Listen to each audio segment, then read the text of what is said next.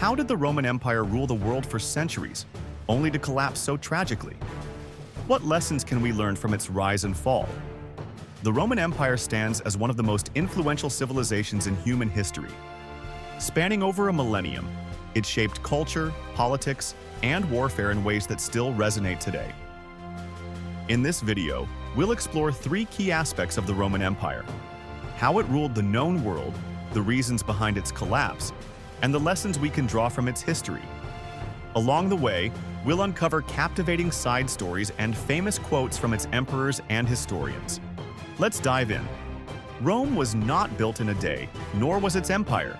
Beginning as a small city-state in 753 BCE, it expanded through resilience, military might, and strategic alliances. The Republic's system of governance, with its Senate and elected magistrates, laid the groundwork for Rome's success. The tale of Cincinnatus, the farmer who became a dictator to save Rome and voluntarily relinquished power, exemplifies the early Roman virtues of duty and humility. As Livy once said, "Rome has grown by the valor of its soldiers and the wisdom of its leaders." Rome's early expansion was marked by key victories over its neighbors, including the Etruscans and the Samnites.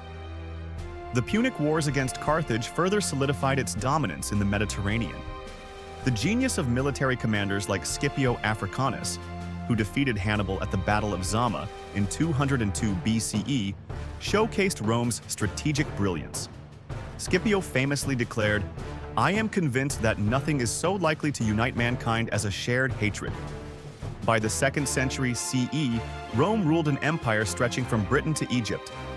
Its military prowess was unmatched, and its infrastructure, including roads, aqueducts, and cities, connected its vast territories. The triumphs of Julius Caesar in Gaul and his famous crossing of the Rubicon in 49 BCE, which marked the beginning of the end for the Republic, highlight the ambition that drove Rome forward. Julius Caesar himself declared, "Veni, vidi, vici." I came, I saw, I conquered. Under Emperor Augustus, Rome transitioned from a republic to an empire.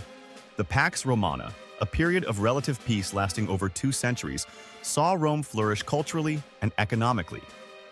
Augustus established a standing army, police force, and postal system, stabilizing the empire and setting a precedent for centralized governance. He proudly stated, "I found Rome a city of bricks and left it a city of marble." His reign also saw the development of grand architectural projects such as the Pantheon and the Ara Pacis, symbols of Roman engineering and artistry. Rome's cultural achievements during this time were unparalleled. Writers like Virgil, whose epic poem, the Aeneid, glorified Rome's origins, and historians like Tacitus, who chronicled its history with a critical eye, added to its legacy. Virgil's famous line, "Fortune favors the bold," encapsulates the spirit of Roman ambition. Even at its height, Rome faced internal challenges. Economic inequality, political corruption, and the over-reliance on slave labor began to erode its stability.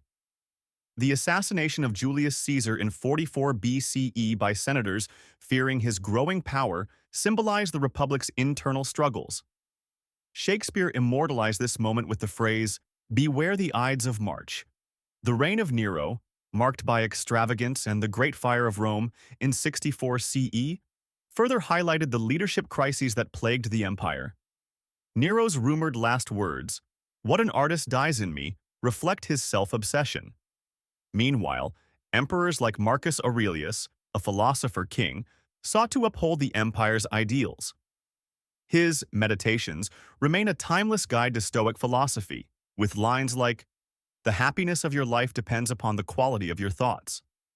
By the 5th century CE, the Western Roman Empire crumbled under pressure from barbarian invasions, economic turmoil, and weakened leadership.